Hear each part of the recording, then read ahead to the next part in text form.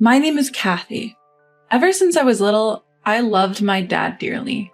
He was the kind of man who always put his family first and himself last. He ensured my brother and I never lacked anything. And he took care of my stay-at-home mom too. He would hand over his entire paycheck to her, never complaining, even when he didn't have a dime to his name. Thanks to my dad, my brother and I lived fulfilling lives. I thought our family of four would continue to live this way forever. I thought so. But life can be so cruel. Suddenly, I lost my dad, the man I loved so much. It was just when I was in my senior year of high school and my brother was in 8th grade. That day, like any other, Dad left for work as usual, but then he suddenly collapsed at his workplace and was rushed to the hospital. By the time my brother and I got to the hospital, Dad was already gone. Mom arrived an hour later. My brother and I were sobbing uncontrollably, but Mom? She was strangely calm. She was shocked by the sudden death of Dad, sure, but she shed no tears. Mom, what are we going to do now? Dad's gone, I asked her. Mom was a stay-at-home wife, which meant she had no income. That means no income. Without Dad, how could our family survive? But Mom didn't answer my question. Mom, are you listening? Dad's dead. Then Mom let out a big sigh and bluntly said, "What's done is done. Can you stop crying so loud? It's giving me a headache." Wait, what? What did she say? What's done is done? About Dad's death? Sure, no one could have predicted or prevented such a thing, but to talk about Dad, who supported us all these years, like that, is just too cruel. For the first time, I felt a surge of disgust towards my mom. I had always felt that Mom was spoiled and overly reliant on Dad, but to maintain her indifference even in such a situation, Mom laughed scornfully at my glaring face. What are you glaring at? It's not like it's my fault he's dead. And so, our nightmare began. Because as soon as Dad's funeral was over, Mom started bringing strange men into our home. We were living in a rented condominium, and the room that Dad used to use was taken over by one of these men. Our everyday life took a dramatic turn. Mom and her lover treated my brother and me like nuisances. They would raise their voices at us if anything didn't go their way. Mom just watched with a smirk without scolding the man. The hellish situation went on for months, and my brother and I were at our breaking point. Mom had always managed all of Dad's salary, saving a portion of it in her own bank account while cutting down Dad's allowance. It seemed she was using that money to have fun with her lover. We couldn't take this life anymore. I had to change our situation for my brother's sake. With this in mind, I decided to look for a part-time job. I was ready to give up on college, planning to work immediately after high school. As I was contemplating all this, a man claiming to be a lawyer showed up one day. "This was commissioned by your father before his passing." He then pulled out Dad's will. Dad left a will?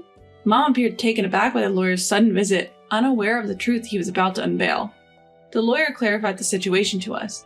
"Your father had realized that something was wrong with his health early on, but he believed that if I don't work, we'll be in a bind.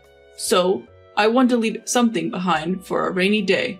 As the lawyer unsealed our father's will, he explained it in layman terms. "Your father intended to divide his 20 million fortune by giving 10 million to Mom and 5 million each to you kids." Mom, upon hearing this, eagerly addressed the lawyer. "So when do I get the money?" "As soon as all the official proceedings are complete. The funds should be transferred shortly." Without skipping a beat, Mom prepared a pen and signed the necessary documents. The talk was complex for us kids, but we decided to accept our father's legacy gratefully. A few days later, my brother and I made the decision to leave the house. I started to consider what would be essential for us living on our own and what the bare minimum actions would be. If we were leaving the house, we needed to find a new place to live. But would anyone be willing to rent a property to high school students? While pondering, I remembered that the parents of a middle school friend owned an apartment. The next day, I visited their house promptly, explained the situation, and asked, "So, since we have our father's legacy and I plan to start a part-time job, could you introduce us to a good apartment?" In response, my friend's parents proposed, "Since we can't legally lease to high school students, how about we rent you a room in our apartment? You just need to pay the monthly rent." Yes, I'd be grateful. Thank you so much. My friend's parents were worried until the end, but when they perceived my strong determination, they finally encouraged me, saying, "You can count on us anytime you need help." That night, I brought up the matter to Mom. "Mom, Sam and I are planning to leave the house soon." What are you planning to do?"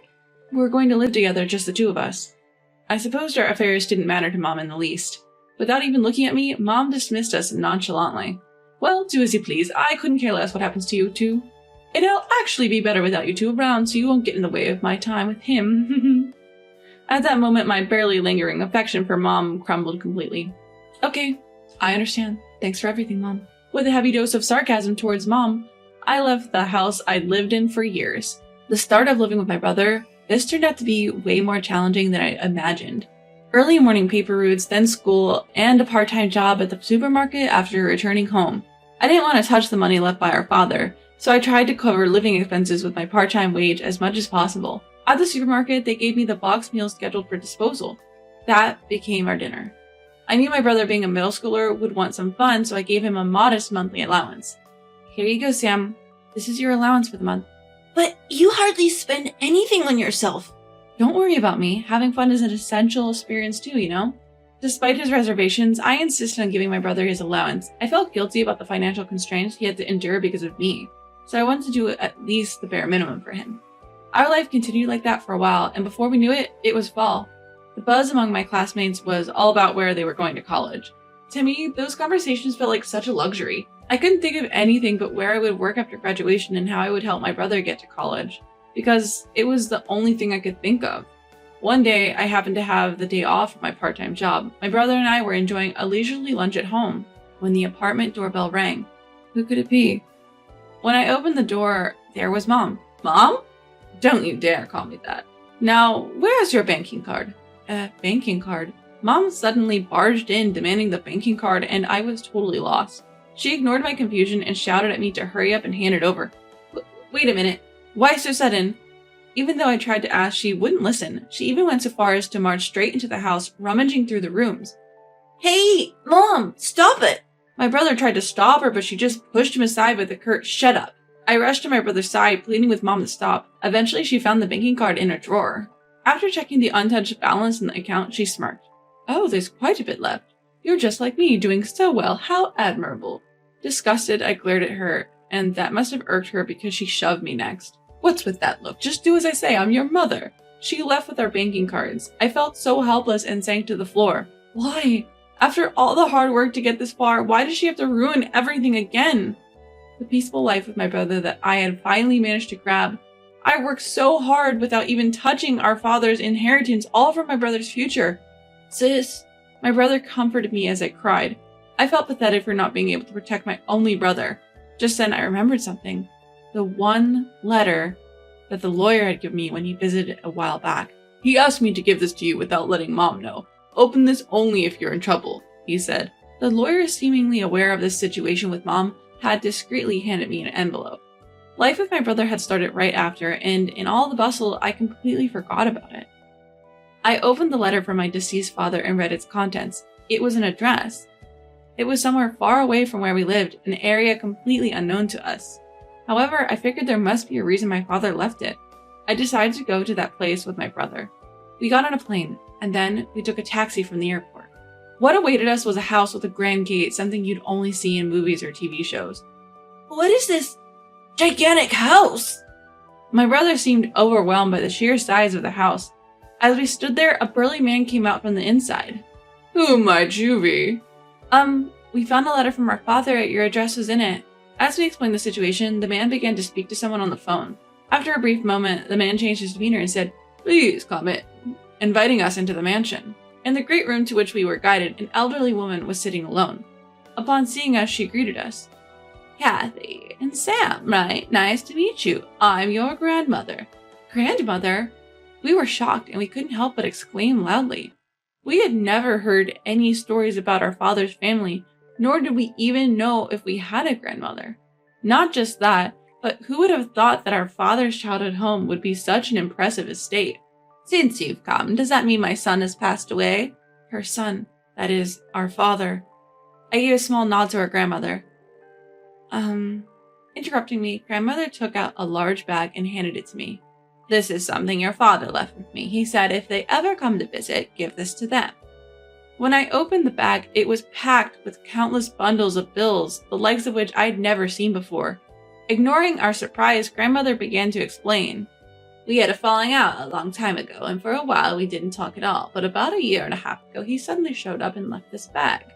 According to her, our father's family, in other words, our grandmother, was part of a long-established gang.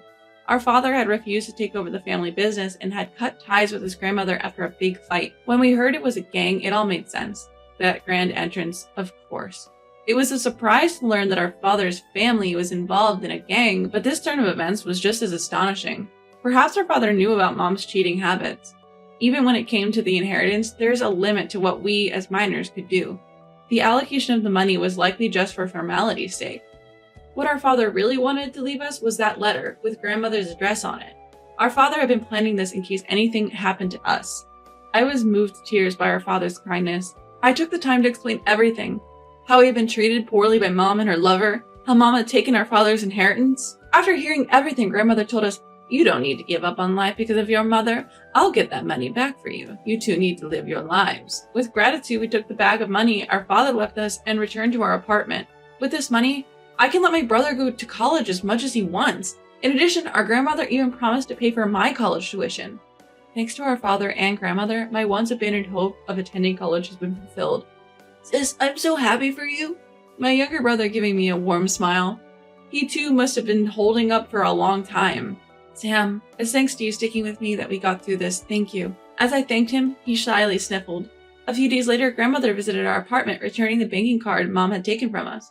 She had used one of her employees to locate Mom and get our card back. Indeed, quite the gangster. Thinking about it can be a little scary, but amusing at the same time. I made that woman promise she won't bother you two ever again. You can live in peace now.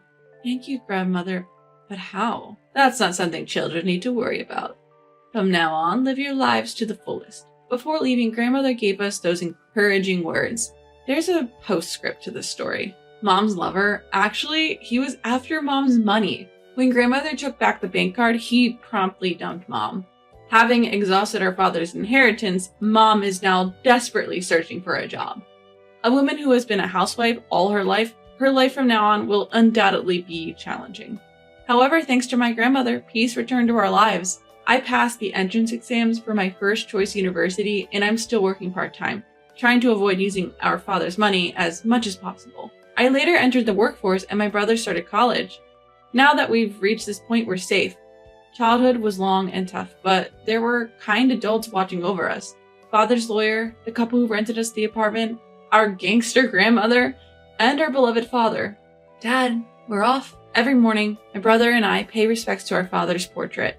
We'll keep supporting each other. So please, watch over us from heaven, Dad. Somehow, it felt like Dad's portrait was smiling.